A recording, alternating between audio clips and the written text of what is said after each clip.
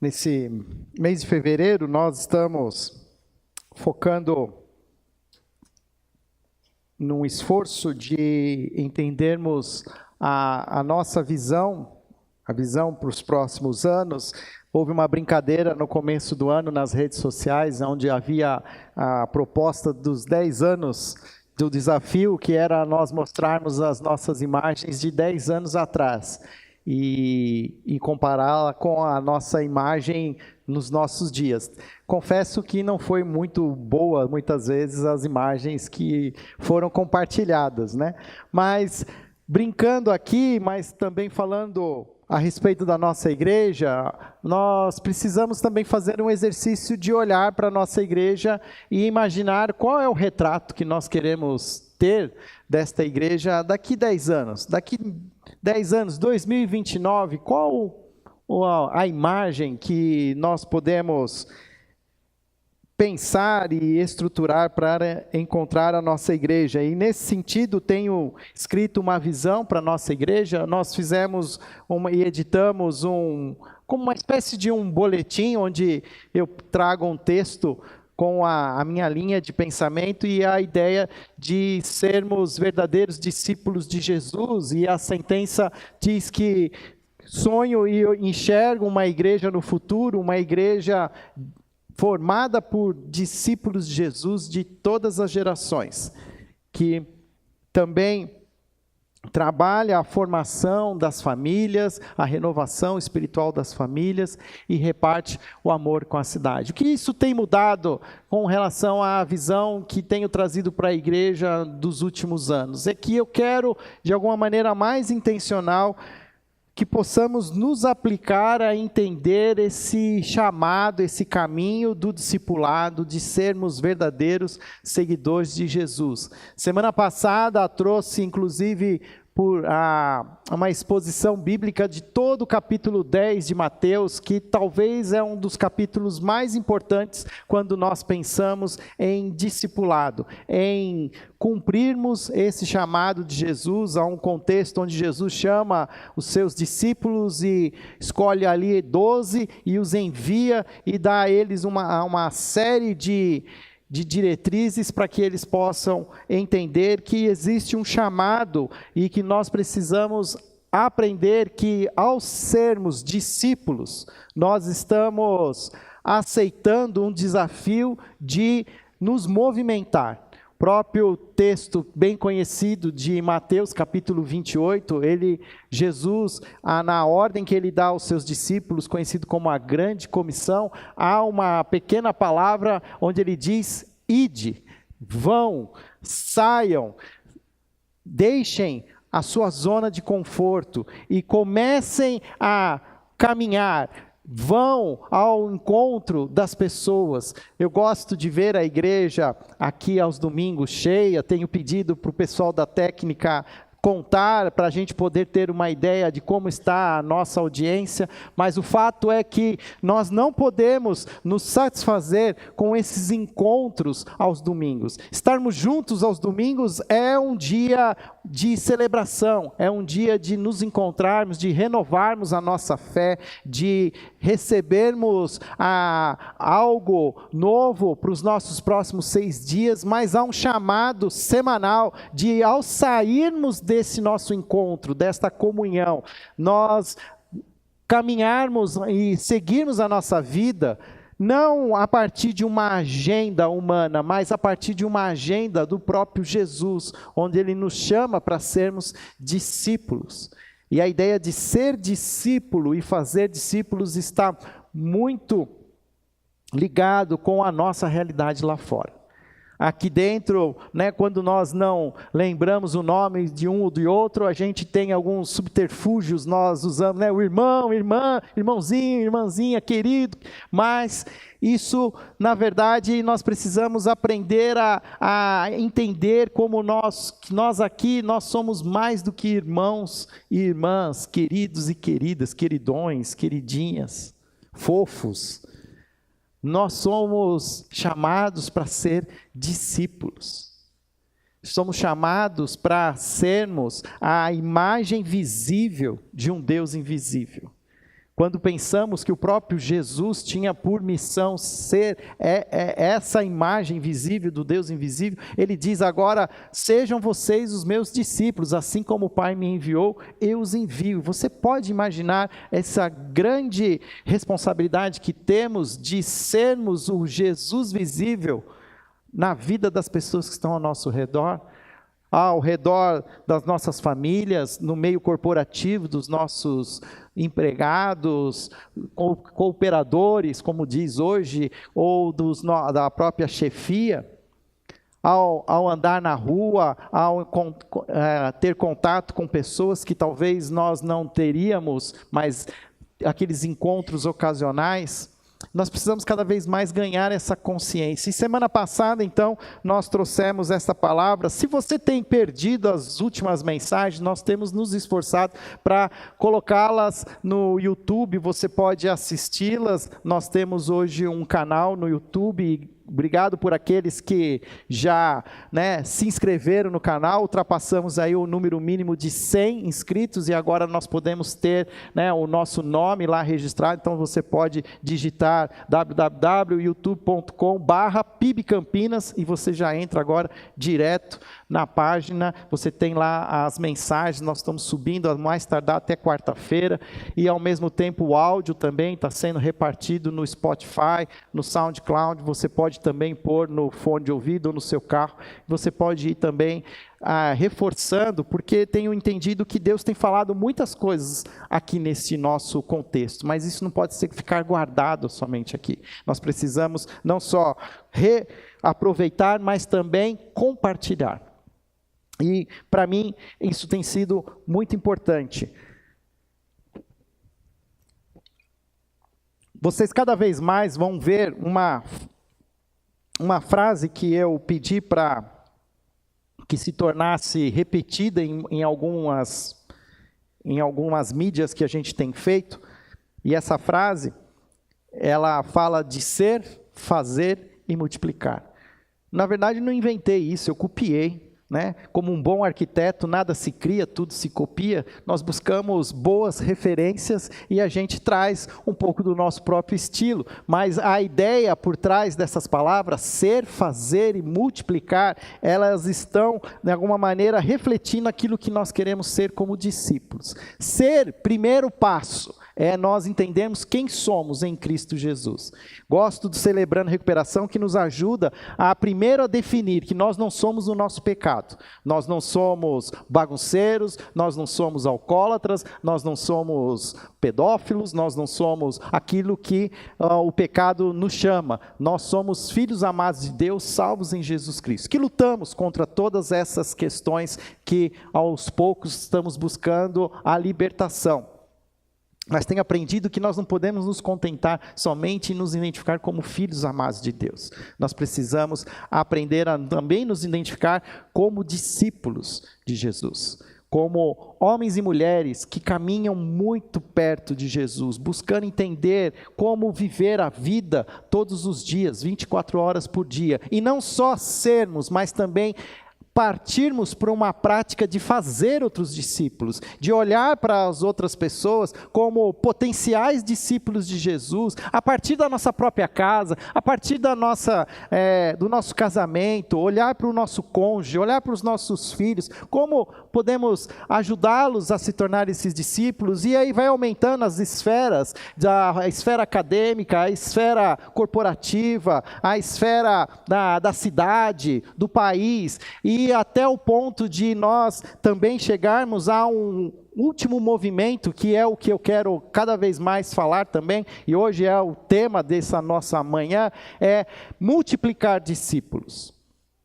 Se o movimento ele começa com uma decisão pessoal minha, aos pés de Cristo na cruz, e buscar conhecer e viver esse Jesus todos os dias, e também compartilhá-lo com aqueles que estão ao meu redor, eu preciso entender que ainda existe um terceiro movimento, que é o movimento onde nós buscamos multiplicar esses discípulos. E como nós vamos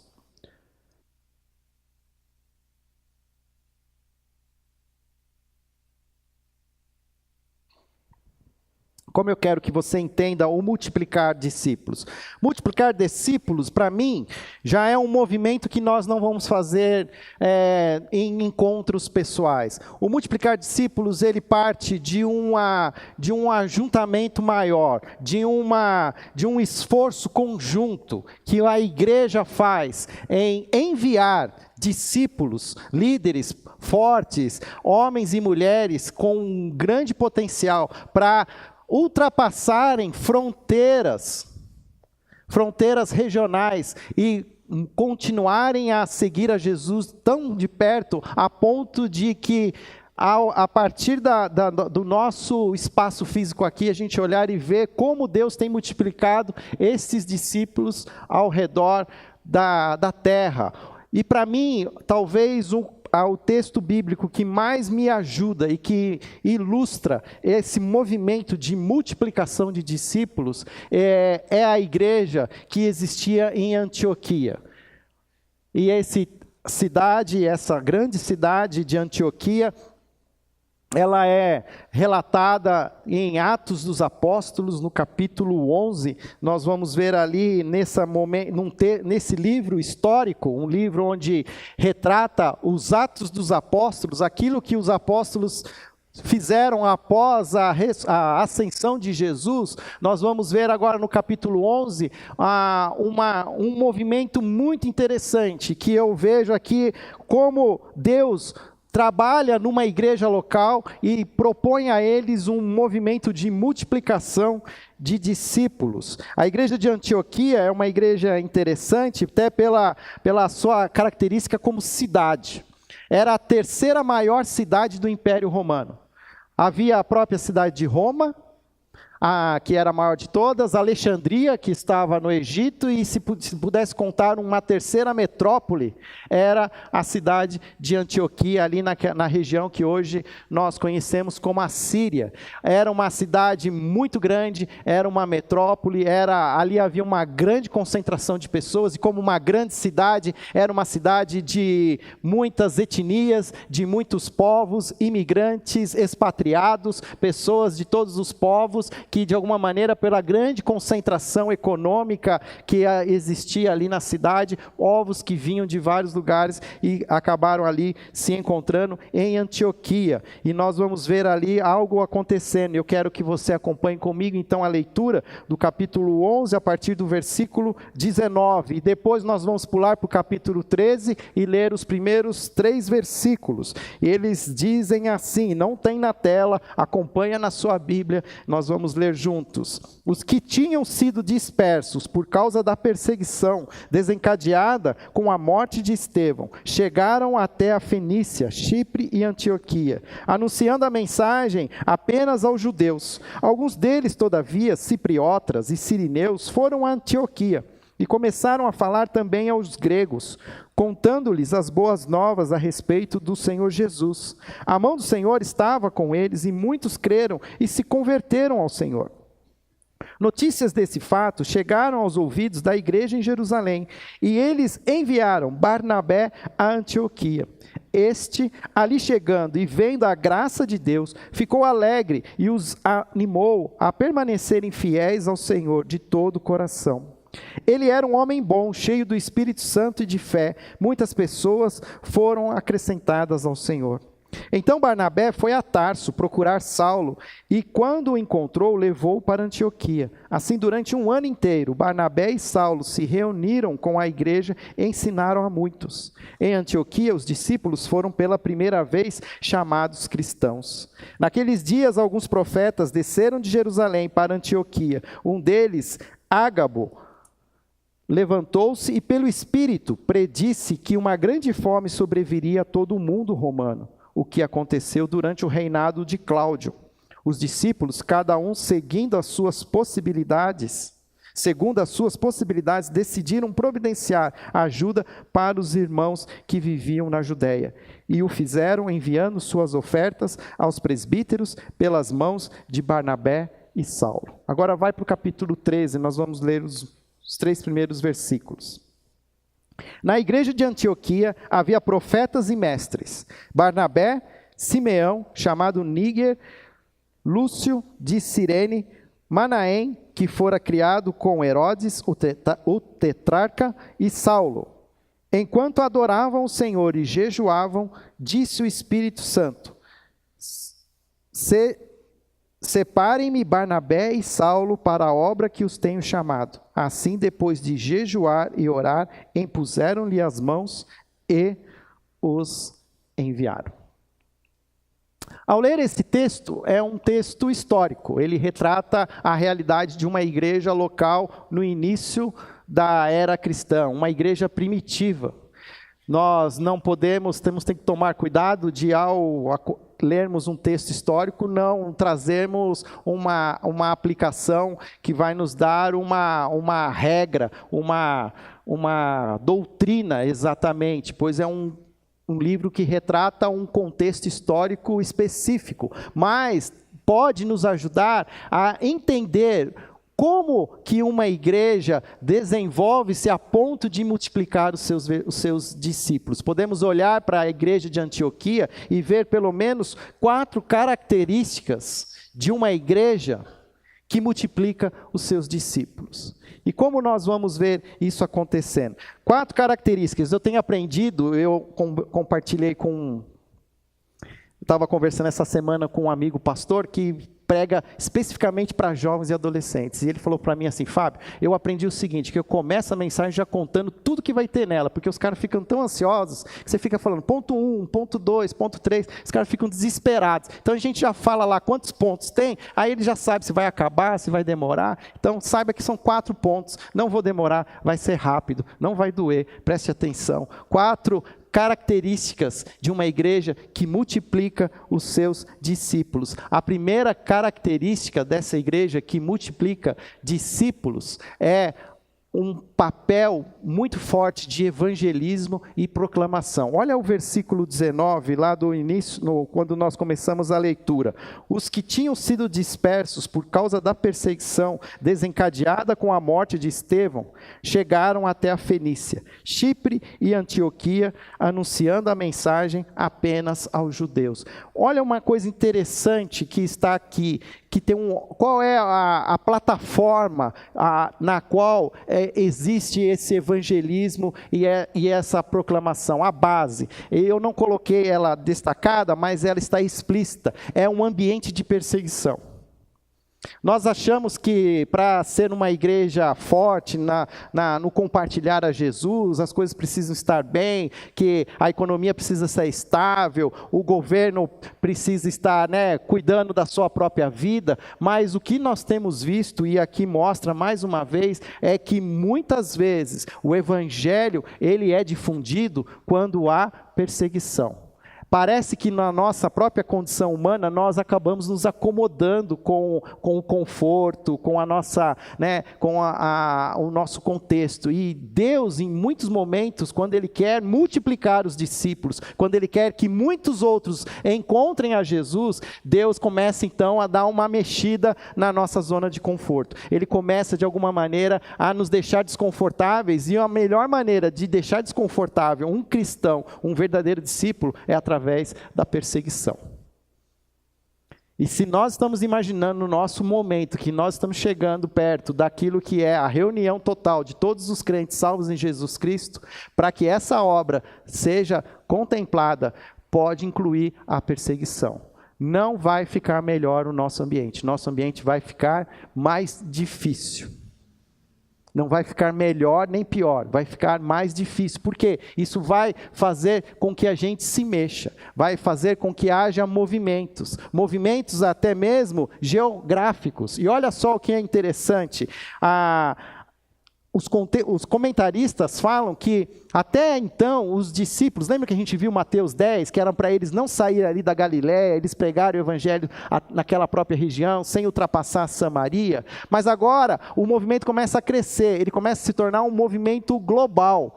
O primeiro degrau para mostrar que era preciso ultrapassar as fronteiras foi aqui em Atos mesmo, quando Filipe, um dos apóstolos, lhe é dado a missão de pregar entre os samaritanos.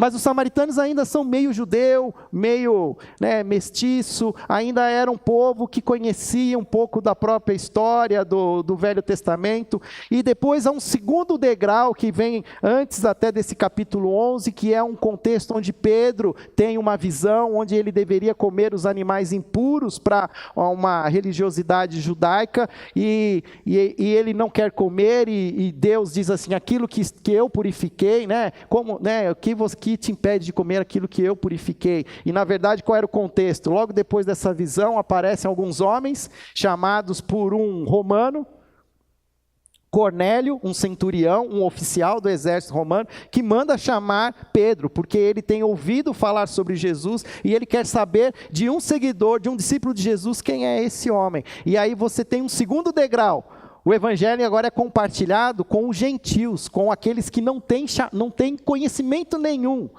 sobre o Deus dos judeus. E agora há o terceiro degrau, quando definitivamente o evangelho agora se multiplica, ele ultrapassa as fronteiras, e quando há a morte de Estevão, a igreja primitiva ela é dispersada de Jerusalém, bota todo mundo para correr, ninguém mais pode ficar em Jerusalém. E esse povo de Deus, eles se espalham, eles vão ser dispersos. Muitos deles vão chegar até a Fenícia, até Chipre, até a Antioquia. Mas eles ainda têm a cabeça ali, imaginando que é para anunciar a mensagem somente aos judeus. Mas alguns deles, versículo 20, todavia, cipriotas e sirineus, aqueles que começam a receber o evangelho já fora do contexto judaico, foram a Antioquia e começaram a falar também aos gentios, contando-lhes as boas novas a respeito de Jesus.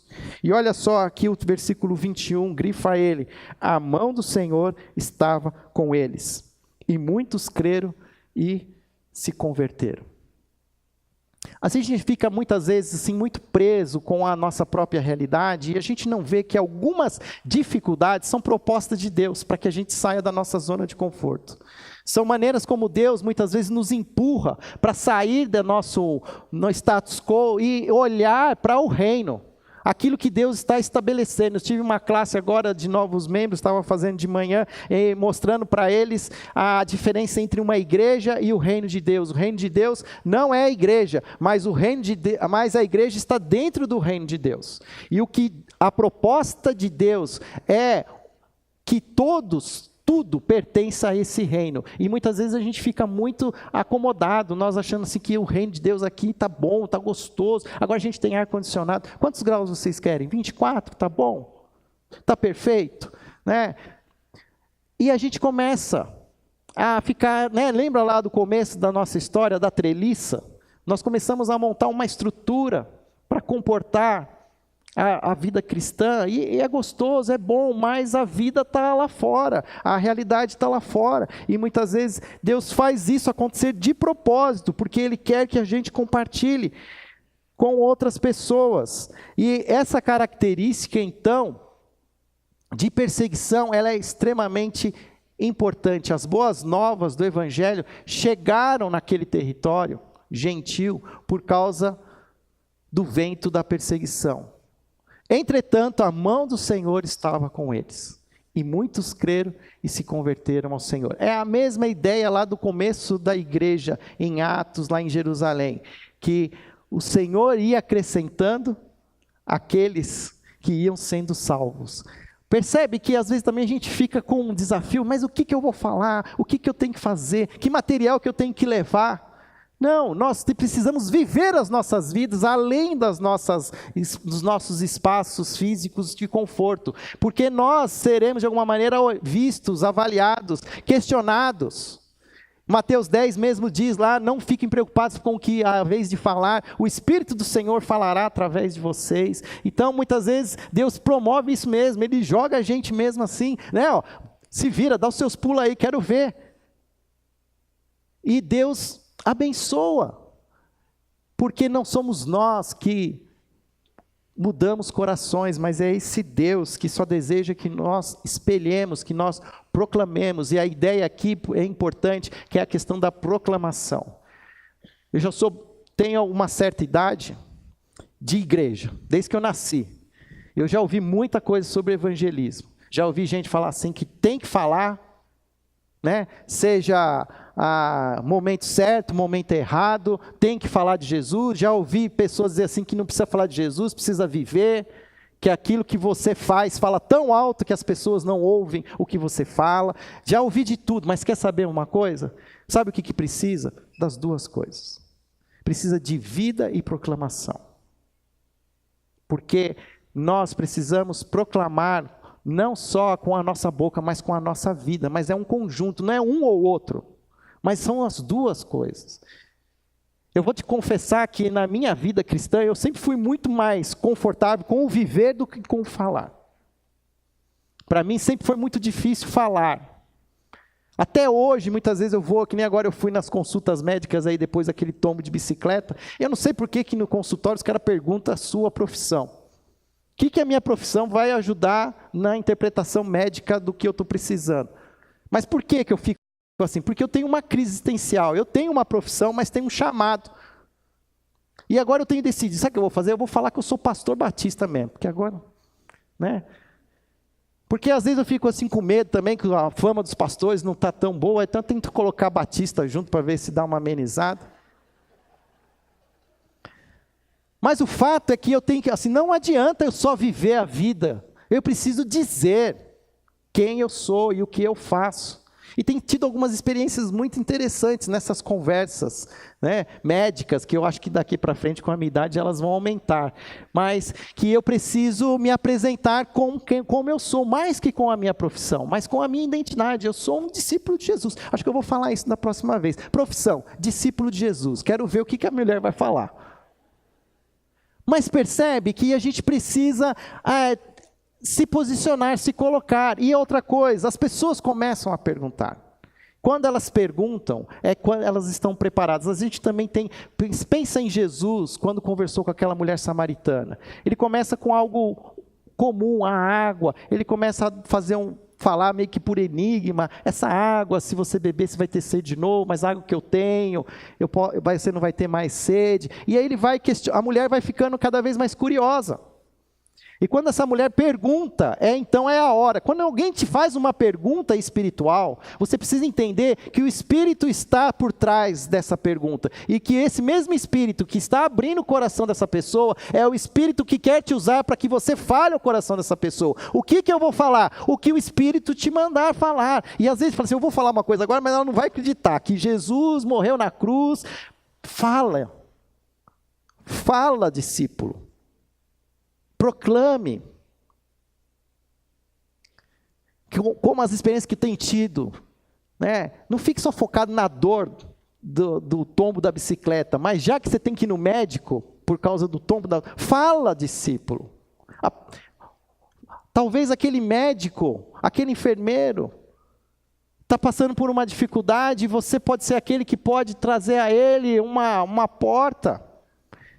Nós não podemos permitir que as circunstâncias negativas da nossa vida nos tornem pessoas cada vez mais murmuradoras, mas as circunstâncias difíceis da nossa vida estão acontecendo para que a gente fale, para que a gente proclame, para que a gente diga quem somos em Cristo Jesus e o que Deus deseja que todos sejam verdadeiros discípulos. A perseguição, então, não destrói a semente do Evangelho, a perseguição apenas espalha.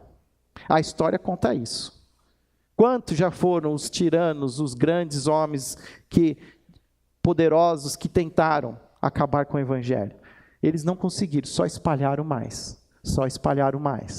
Uma outra característica é que havia nessa comunidade, nessa igreja, uma proposta de ensino e discipulado.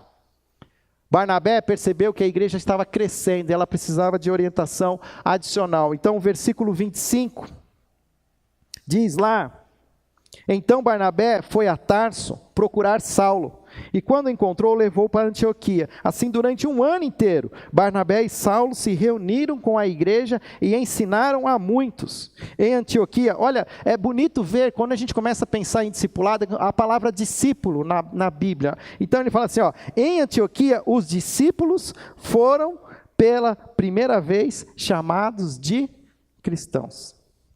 E é interessante que hoje nós somos chamados de cristãos, não de discípulos. Mas a nossa primeira identidade deveria ser discípulos. Ali, olha, voltando um pouquinho, Barnabé, ele vai atrás de Saulo. Quem é Saulo? Saulo ainda é aquele que era antigo perseguidor dos judeus, aquele que estava no dia em que Estevão foi apedrejado. Mas num caminho para Damasco, ele cai do cavalo, literalmente. Tem um encontro pessoal com Jesus Cristo. Ali Saulo entrega a sua vida e as coisas começam a mudar, mas ainda existia uma má fama. Ele é conhecido ainda como pela sua, o texto, Paulo ainda não, por que Paulo depois vai escrever? As coisas velhas ficaram para trás, isso que tudo se fez novo. Porque ele viveu isso, todo mundo só olhava a ficha corrida dele.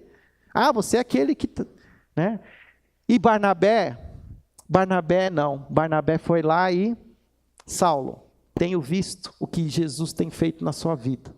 E existe um povo carente, um povo que está entendendo como é ser um discípulo, e eu preciso de ajuda. E Saulo era um mestre. A história conta que ele foi alguém formado nas categorias de base. Tinha um técnico, um mestre chamado Gamaliel, que era um grande rabino judeu, fariseu. Todo fariseu sabia de cor pelo menos o Pentateuco. Então, assim, era um grande homem, com grande capacidade. E é bonito ver como Deus usa as pessoas na igreja. Eu não preciso saber tudo, mas eu posso saber aonde estão as coisas. Eu gosto do papel de Barnabé. Barnabé é aquilo que a gente fala agora no contexto do TI, da tecnologia da informação. Ele é um hub. Ele consegue se conectar com as pessoas e passar as informações, a ajuda. Ele não é a pessoa que faz as coisas, mas ele é alguém que faz as conexões. E ele vai lá e sabe que tem um Saulo, e ele vai lá buscar Saulo, e põe Saulo na igreja. Cara, preciso de alguém para me ajudar, para treinar, para fazer os crentes crescerem. E é interessante, então, como ele diz lá, que os crentes de Antioquia eram tão parecidos com Jesus, que os discípulos ali, pela primeira vez, foram chamados de cristãos. E qual é o contexto? Os especialistas, comecei a olhar alguns comentários, e alguns acham que o cristão, o apelido, foi até pejorativo, foi uma chacota que começavam a dar, porque cristãos significa pequenos cristos, cristãozinhos. É um cristãozinho aí, é um pequeno Cristo. Mas tem comentarista que não quer aceitar que era uma provocação, uma brincadeira, mas que era realmente uma evidência que aqueles discípulos, eles estavam muito parecidos com Jesus no seu dia a dia, nas suas vidas. E nós precisamos ter esse alvo. Ao caminharmos com Jesus, ao permitirmos sermos treinados, capacitados, nós precisamos... A evidência de que nós estamos crescendo é que a comunidade lá fora começa a nos ver com olhos diferentes. Sabe que numa dessas histórias aí de ir no médico, eu contei lá que eu era pastor. E pastor Batista tal. Aí esse médico falou assim, então, sabe que a minha irmã está indo numa igreja batista lá em Vinhedo? Ela mora em Valinhos e os filhos dela conheceram os alunos, os amigos eram da igreja, foram para lá. E aí os filhos dela, os meus sobrinhos, estão amando a igreja. Aí ele falou assim, a minha irmã também está indo lá na missa, está gostando bastante.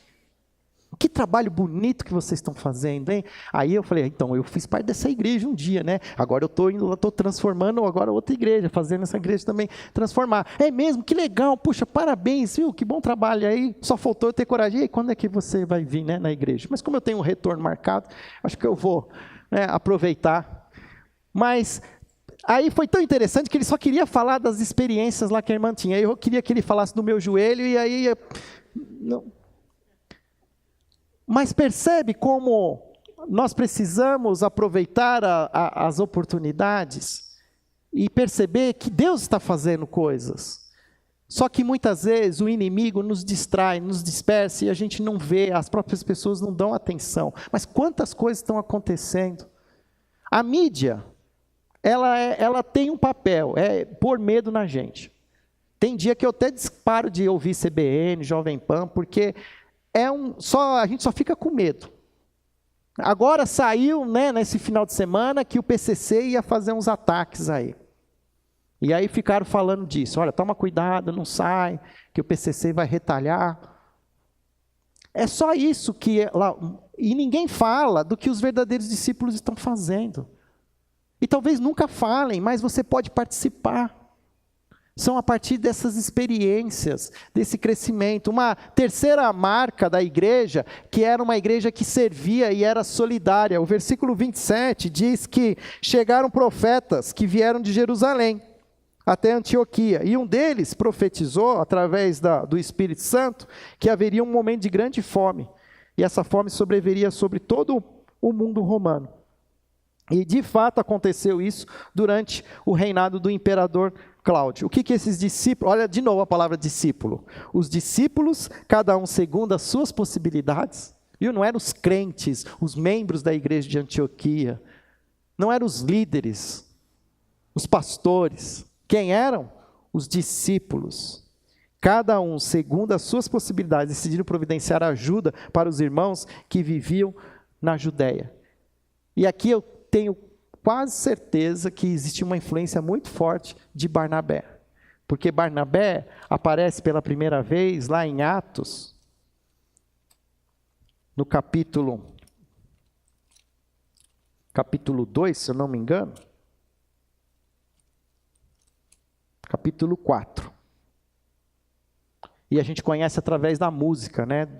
Uma música que a gente canta, o versículo 32 diz: da multidão dos que creram, uma era a mente e o coração. Ninguém considerava unicamente sua coisa alguma que possuísse, mas compartilhavam tudo o que tinham. E é o versículo 36. José, um levita de Chipre, a quem os apóstolos deram o nome de Barnabé, que significa encorajador, vendeu um campo que possuía, trouxe o dinheiro e colocou aos pés dos apóstolos. E esse Barnabé agora está onde? Está em Chipre. E provavelmente ele trouxe assim, olha, quando eu estava lá em Jerusalém, nós tivemos uma experiência significativa, onde a gente entendeu que aquilo que a gente tem é para ser usado em pró do reino dos nossos irmãos, e a gente precisa ser solidário. E a partir daquele momento, a igreja em Antioquia também aprende o que é ser solidária. A igreja em Antioquia mostra sensibilidade para com os problemas dos cristãos dos outros lugares. Quando a gente traz aqui a literatura e as informações da Portas Abertas, nós precisamos entender que existem outros discípulos vivendo em outros contextos que estão precisando da nossa ajuda, que precisam da nossa oração, que precisam do nosso apoio, precisam talvez de um recado, uma informação, uma carta. Antigamente era carta, né, que a gente mandava, mas talvez, né, um e-mail. E mais que isso também, uma prova de amor através de alguma bênção, entregando não só dinheiro, mas talvez algum item que é necessário. Provavelmente, né, esse exemplo de solidariedade e liberalidade no contribuir foi dado por Barnabé. E nós precisamos entender que na multiplicação de discípulos está envolvido o serviço social. Está envolvido toda a necessidade integral das pessoas. Nesse tempo agora de tanta, né, politização política, a gente não pode nem falar de uma linha de pensamento que eu acredito seja extremamente bíblica, que é a linha de pensamento, principalmente na América Latina, da missão integral, porque já ficou tão esquerdista que você não pode falar dela. Mas que, na verdade, a essência dela é defendida por John Stott, que não era sul-americano, muito pelo contrário, era um inglês, que olha o movimento na América Latina e percebe que a proclamação do Evangelho na América Latina, ela inclui a ação solidária, ela inclui o caminhar junto com as necessidades integrais das famílias. E nós precisamos aprender isso, né? Os 3 S: sopa, sabão e salvação. Já viu? Já foi para algum movimento desse de rua? Sopa, sabão e salvação? Tem que entregar tudo, por completo. E também não cair na armadilha de só entregar a sopa e o sabão e não falar de novo da salvação. Faz parte, é caminhar, multiplicar, e talvez isso me ajude a entender que é um trabalho a longo prazo, que não é uma ação de vai e pronto, e volta. Mas que nós precisamos criar, se queremos ser uma igreja que multiplica discípulos, nós precisamos criar esses convênios, essas parcerias, esses eixos de ação. Campinas, para algumas áreas, nós talvez não vamos poder atacar tantas mazelas do corpo de Cristo, mas precisamos começar a encontrar ali os nossos eixos de solidariedade e de serviço. E por último, que é aqui a parte que eu mais acho espetacular, é quando a própria igreja, e aí já é o capítulo 13, eles estão reunidos, e ali existe um primeiro escalão, de líderes, quando ele diz, capítulo 3, versículo 1, na igreja de Antioquia havia profetas e mestres, Barnabé, Simeão, chamado Níger, Lúcio de Cirene, Manaém, que fora criado com Herodes, o tetrarca, e Saulo. Eram 5. Aquele primeiro escalão que liderava a igreja, porque era formada de profetas e mestres. O que significa o profeta? É aquele que trazia a palavra vinda de Deus. Ele tinha esse papel de ser o profeta, de trazer à igreja a revelação dada por Deus. Os mestres são aqueles que caminham e ajudam, ensinam didaticamente, mostram o texto, caminham juntos. E esse era o primeiro escalão da igreja. E é interessante que esse primeiro escalão estava orando. Versículo 2: enquanto adoravam o Senhor e jejuavam, disse o Espírito Santo: separem-me Barnabé e Paulo para a obra que os tenho chamado. E assim, depois de jejuar e orar, impuseram as mãos e os enviaram. E o que significa isso? A igreja de Antioquia recebe a instrução da palavra, primeiro orando e jejuando. E esse Espírito revela que essa igreja precisava mandar os seus pastores, os seus líderes, para a obra missionária. E que para mim vem uma lição muito grande. O Espírito chama os melhores, chama os capacitados. Às vezes a gente pega algumas pessoas, né, que não dá certo com nada. Aí fala assim, vai fazer um seminário, vai estudar. E no movimento missionário de multiplicação de discípulos, envia os melhores, envia o primeiro escalão.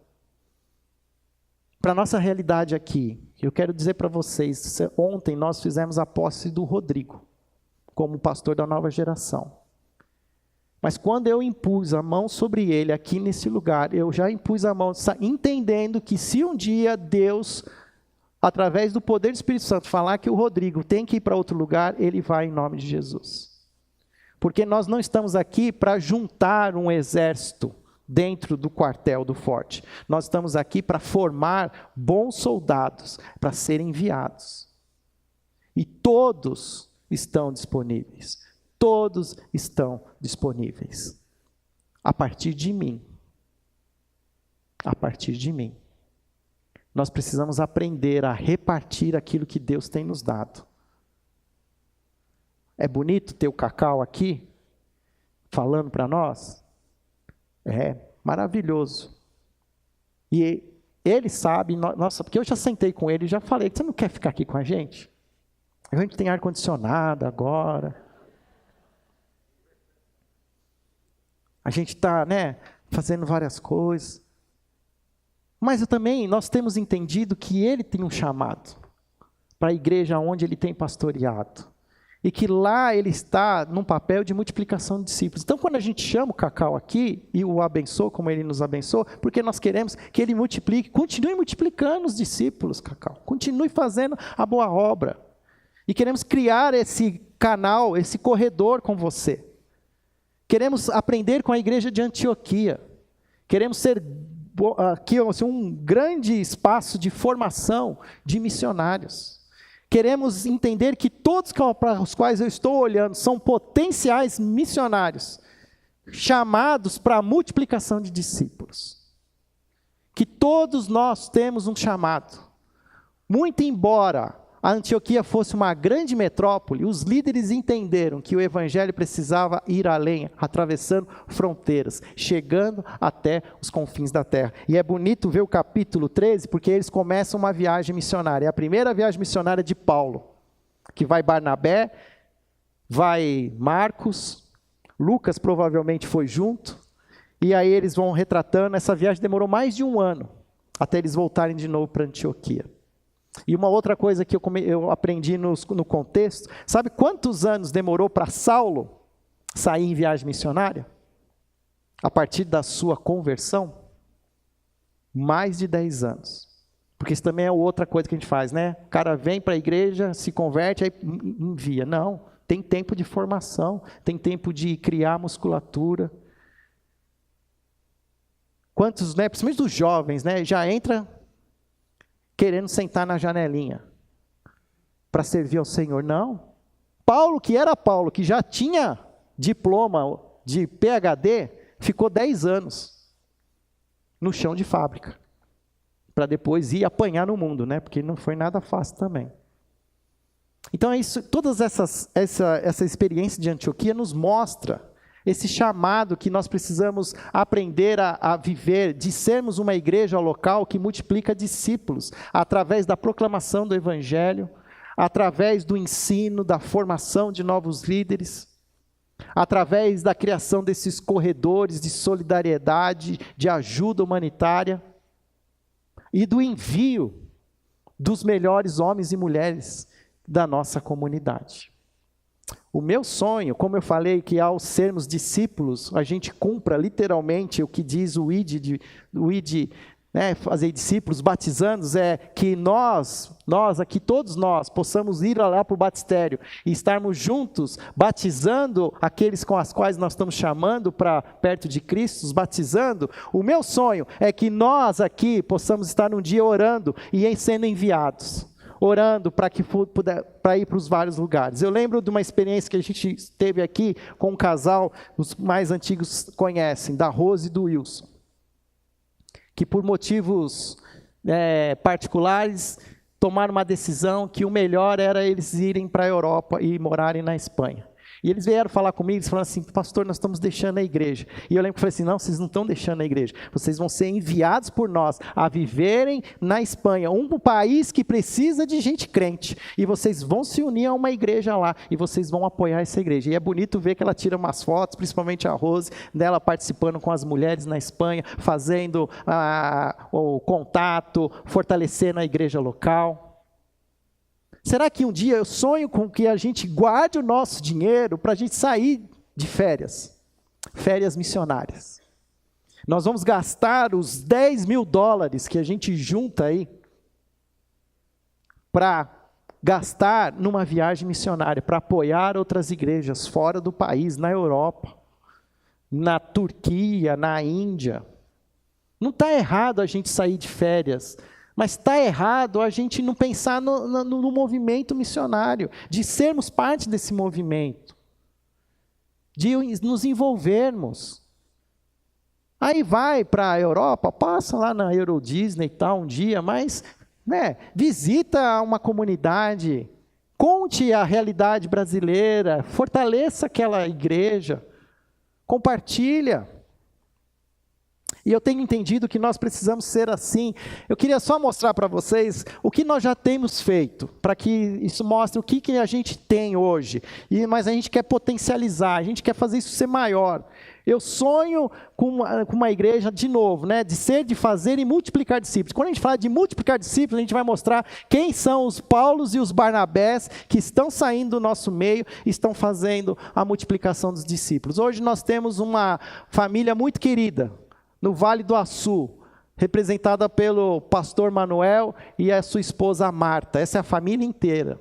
Ele tem feito um trabalho de plantação de igrejas no sertão do Nordeste, no Rio Grande do Norte. E nós podemos dizer que existem oito povos não alcançados dentro do Brasil.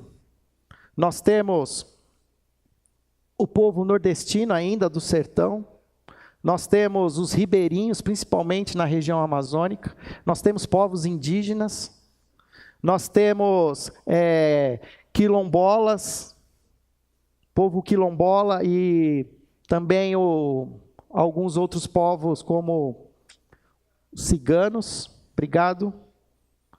O cigano já entra aqui. Tem mais, quem mais que nós temos? Tem os surdos, é uma comunidade que precisa ser alcançada. São milhões de brasileiros surdos que não ouvem, mas que precisam ter a mensagem sendo proclamada na língua deles. Tem um outro povo que a gente está aprendendo a entender, que são jovens secularizados. Existe uma geração de jovens no Brasil que não conhecem a Jesus, não querem saber de Jesus e vivem uma vida totalmente distante de qualquer prática religiosa. E por último, os mais ricos e os mais pobres. Existem duas camadas na nossa sociedade, as extremidades, os mais ricos e os mais pobres, que ainda no Brasil precisam ser alcançados. Olha só o desafio brasileiro. Nem entrei no desafio do mundo, mas Pastor Manuel tem feito um trabalho plantando mais de 80 igrejas, só ali na região do sertão nordestino, do Rio Grande do Norte e do Ceará. Nós temos até uma viagem marcada, uma viagem missionária, para conhecer o campo missionário. Já fui lá, Moisés está indo agora, mais na frente, ele está sendo o nosso Josué, né? Indo olhar, espiar a terra, porque o pastor Manuel tem falado que ainda existe áreas ali, regiões que não existe nenhuma igreja, nenhum movimento evangélico. E em julho nós vamos com um time nosso. Então procura o Hernan está fazendo a conta de quanto vai custar isso, mas não vai custar mais do que as suas férias. Aquilo que você vai gastar menos até, porque a gente ainda vai fazer um pacote barato, né? Então, em julho, eu e o Hernan nós já vamos, Moisés vai também. Já sei que tem alguns irmãos do Conselho Missionário, queria levar os jovens, o Pedro e a Iná já vão estar lá, porque a Iná, né, a nossa seminarista junto com o Pedro, ela é potiguar, e ela vai estar lá esperando na terra dela, né, receber a gente, e a gente vai começar a fazer esse eixo, Campinas a Sul. Nós queremos ser uma igreja que multiplica discípulos, mas nós temos também um casal querido, o Tiago e a Mila Gomides, estão se preparando agora em 2019 para irem para Tailândia, o maior país budista do mundo. Lá o desafio é outro. Lá é uma quebra tremenda de paradigma. E esse casal é um dos casais que eu considero mais capacitados do Brasil para fazerem isso. Quando eu falei para o Hernan, para a gente, Hernan, nós precisamos criar uma aliança com esse casal. Esse casal é estratégico. E eles estão se preparando, a filha deles, a Sofia, e eles estão indo até o meio do ano, desse ano, eles estão indo para a Tailândia. E nós queremos começar também a fazer parte desse movimento de multiplicar discípulos na Tailândia.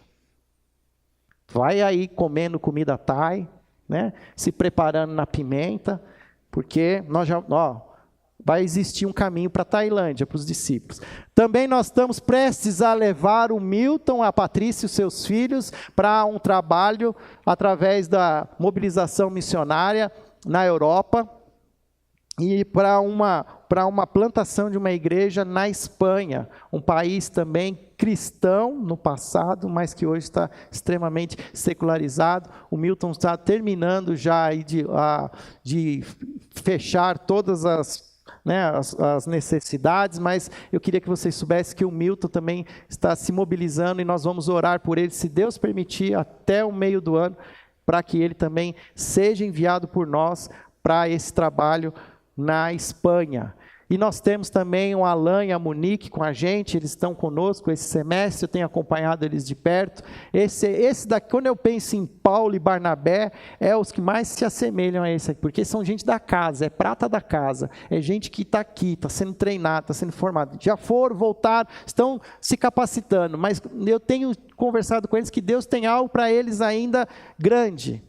E eu quero ser também a igreja que vai ajudá-los, a eles também acharem o seu campo missionário.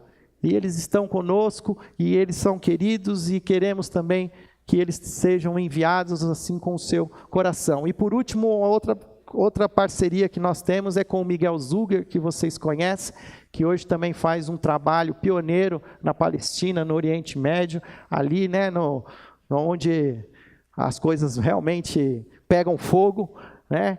Então a gente conhece, sabe, e também queremos, como igreja em Campinas, estabelecer esse corredor de multiplicação de discípulos também no Oriente Médio, na Palestina. E olha, isso aqui são 5, né? E eu queria gastar aqui a tarde falando de todos os que a gente gostaria que multiplicasse discípulos. Então tem um desafio, irmãos, tem um desafio como visão de igreja, para a gente não ficar só focado em nós mesmos, mas olhar para o mundo.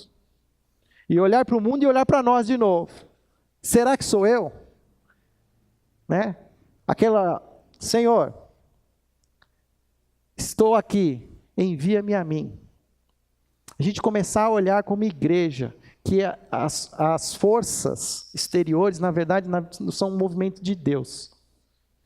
E se outros irmãos aqui também tiverem que mudar por necessidades financeiras, profissionais, a partir de agora a gente ora, impõe as mãos e envia vocês viraram missionários.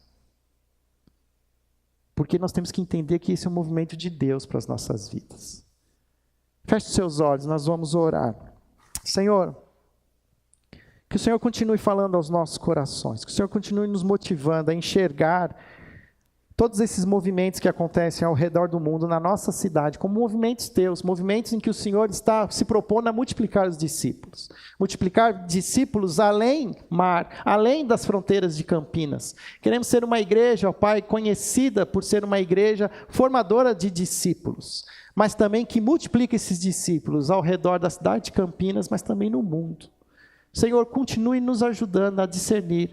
Eu sei, ó Pai, que existem corações aqui abertos, corações que ao falar o que eu falo, eles se acendem, eles começam, Senhor, a se tornar irrequietos, e eu sei que isso é o Espírito Santo. Existe um chamado do Teu Espírito, Pai, sobre nós, sobre os Teus filhos e filhas. E nós precisamos ter a coragem, ó Pai, de aceitar esse chamado. Que o Seu Espírito Santo continue nos constrangendo, continue nos confrontando, ó Pai, para que a gente possa viver essa vida de verdadeiro discípulo, sendo, fazendo e multiplicando. Essa é a nossa oração, em nome de Jesus. Amém.